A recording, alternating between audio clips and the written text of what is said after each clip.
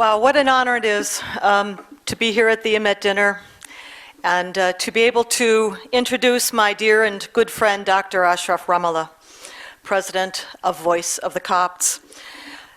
This is a story about a remarkable journey of someone who epitomizes, I think, the EMET Speaker of Truth Award that he is being honored with here tonight. Born and raised in Egypt, Ashraf went to Italy as a young man to study architecture. Eventually, he graduated with a doctorate in architecture from La Sapienza, Università degli Studi di Roma, Italy. I'm sorry, Ashraf, you'll fix that for me. His specialty was the restoration of old monuments and the history of architecture. And in between marrying and raising a family in Italy, that's what Ashraf did for the next several decades, in places from Italy to Gabon in Africa and to the United States too. Ashraf fell in love with Italy, but a part of his heart always remained in the land of his birth and with the Coptic Christian people of Egypt. Many may not know this, and Frank just alluded to it actually, but Egypt was one of the very first outposts of the Christian faith in the early centuries after Christ. In fact, Egypt was the first place in Africa to welcome Christianity, brought there by St. Mark the Apostle and other Christian missionaries. And by the middle of about the 5th century, Egypt was just about entirely Christian. Some of the greatest figures in the early church history arose in Egypt, among them Athanasius, Clement of Alexandria, and Cyril of Alexandria. The monastic tradition also flourished there, and to this very day, ancient monasteries are to be found across the desert landscape, especially in the Sinai. But the Arab-Muslim invasion, which began around 643 for Egypt, destroyed much of that. The imposition of the jizya and the harshly oppressive conditions of the Pact of Omar, as intended, set in motion a long decline of Christianity in Egypt. And yet to this day, there are Christians in Egypt. They're called Copts, but that word really comes from the Greek root of the word Egypt itself, Egypt, and refers to the original Egyptian people, because at one time, to be Egyptian was to be Christian, mostly. Today, Copts number only somewhere around 15% or so of the overall 81 million population of Egypt. But these are Ashraf's people, the Copts, and these are the people that he has dedicated himself to defending through Voice of the Copts, the organization he founded in 2007. Epitomizing, I think, what EMET stands for, truth, and this dinner, rays of light in the darkness. Ashraf unceasingly speaks out for freedom of religion, the freedom the Christian people of Egypt deserve, to worship freely, to live without fear of attack, to celebrate the glories of their cultural achievements, and to uphold the rights of women. Sadly, all of these rights we in America, all too often perhaps, take for granted, are under assault wherever Islamic law is enforced. But Ashraf and those of us who are honored to stand with him are committed to education, to advocacy, to action, so that people everywhere know who the Copts are and what beauty, enlightenment, and humanity they have brought to Egypt and the world. May the voice of the Copts never be silenced, and may the light of Coptic civilization shine always through the darkness of oppression and tyranny. Thank you, dear friend Ashraf, for showing us what it means to be a Christian, a Copt, and a champion of truth. Good evening. Can you all hear? Is this working? Yes, okay. So I had the privilege of meeting Dr. Ramallah this evening, and I think there was like an instant friendship and connection, because this is a good man, a sweet man, and a very kind man, and he also has a great sense of humor, and that must be his Italian side he was telling me about. So, think of this that we're from the top of the peak in WABC or WCBS. This is being broadcast to millions around the world.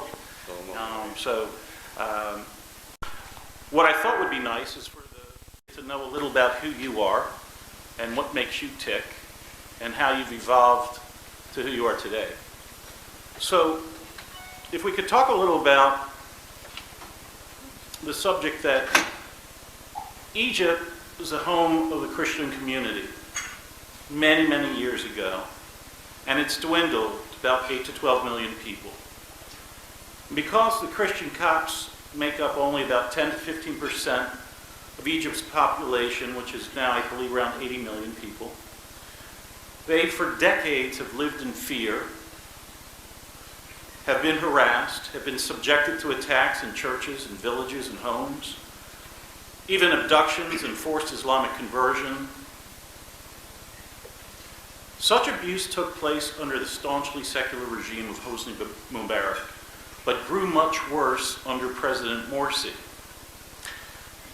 What comparison can you make for how the new president, the former General el-Sisi, who's now the president of Egypt, will be towards the Christian community as a whole? If you could contrast and compare what you see in the future for the Christian community. Well, first of all, I need to take a little bit of deep breath from whatever Claire said about me. I don't deserve anything that she said. I mean, I'm really very emotional about what she said. Thank you very much, Claire, for everything you said. Thank you. The second thing, I need to correct a few information that you said it right now. Number one, the Copts is about 20% of the population of Egypt. They about between 18 and 22 million Christian Copts in Egypt. The population of Egypt right now is not 81, it's about 90 million persons. And Christianity started in Egypt back about 68 years of the death and risen of Jesus Christ. San Mark came to Egypt, and it's very interesting because he was Libyan. So Libyan went to Israel, became Christians, and came to Egypt to start Christianity in Egypt. In about 200 years, all Egypt became Christians. And it was very easy for the Egyptians, sorry that I'm making this premise, and after I come to your question. Egyptian became, for them it was easy to be Christian because they started long time before believing in one God, God Ra is called. And also there is funny story about Isis and Osiris, that it is almost the same story of the dove coming, the Holy Spirit coming over Mary, and she had the Jesus Christ in her, to give it to us for. With Egyptian story became Christian story, whatever. It was very easy for the Egyptian to absorb Christianity easily. And very interesting thing that a lot of Arabic Islamic books written about Egypt, they saying that when the invasion of Islam arrived to Egypt, they saying that they were not Christians. They became Christian after Muslims arrived and occupied the country. Now, going to your questions, it is very hard to make a comparison between 1 year president that Egypt had, unfortunately, or maybe fortunately we had Morsi for 1 year, because having Morsi and Muslim Brotherhood for 1 year, I think that Egypt explained without really saying anything to the world what is Muslim Brotherhood and what's the goal of Muslim Brotherhood. And Egypt, without making a lot of noises, it is leading the world against political Islam and oppression of Islam in the New World.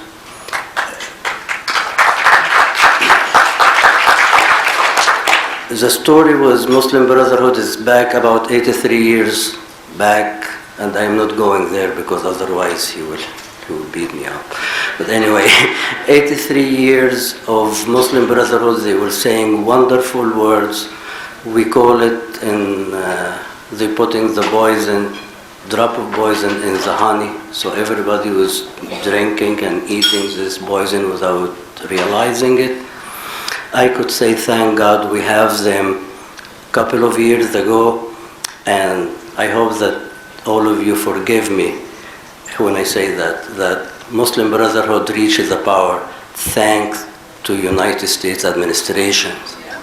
Because without United States administration, Muslim Brotherhood will never reach the power in Egypt.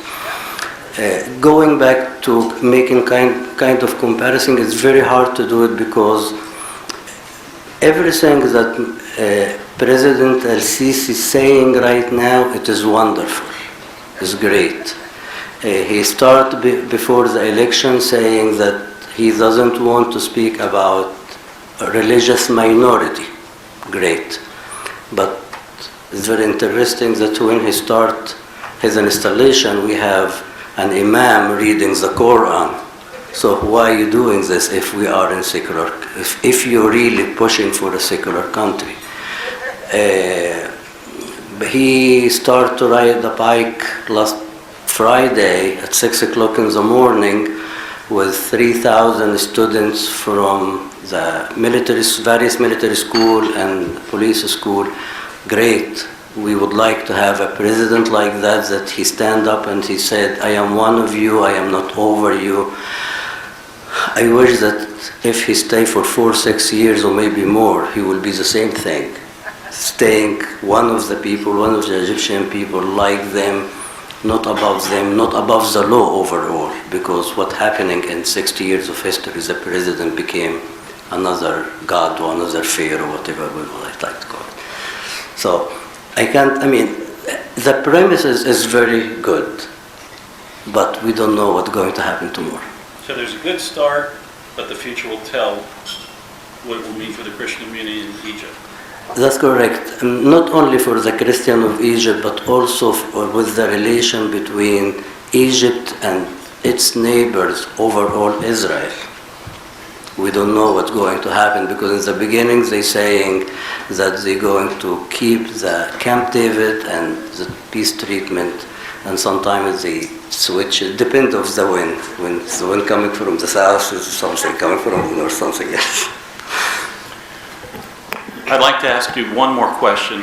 As I was reading a little about your biography and your history, I was quite taken where you had mentioned that you grew up with a fear in Egypt, that you felt like you were a foreigner in your own country. I can't imagine that feeling, and it really made me think, like, how would that affect you? Can you share with us how that, growing up, feeling you were a foreigner in your own country, and you were fearful of living in your country, how that affected you as a person, and how has it molded you as an adult today? Well, it's very simple. Give me the courage to speak also broken English without getting scared to say anything wrong. No one could really understand what does it mean being a foreigner outside. A foreigner in general, but when you grow up feeling foreigner in your own country, it is devastated. I remember when I started to go to the church by myself when I was 8, 9, 10 years old, without any one of my family saying anything, going inside the church, you have the feeling that maybe you are not coming alive from it. We're talking about the 60s, not 2011, 12, when Muslim Brotherhood killing people in front of everybody. So it is devastating, but gave me a lot of courage that I could leave my country with $30 in my pocket and one-way ticket to Rome, get my master's degree first and my doctorate degree after. Coming to the United States when I'm 40 years old, starting this organization and talk here in front of wonderful people.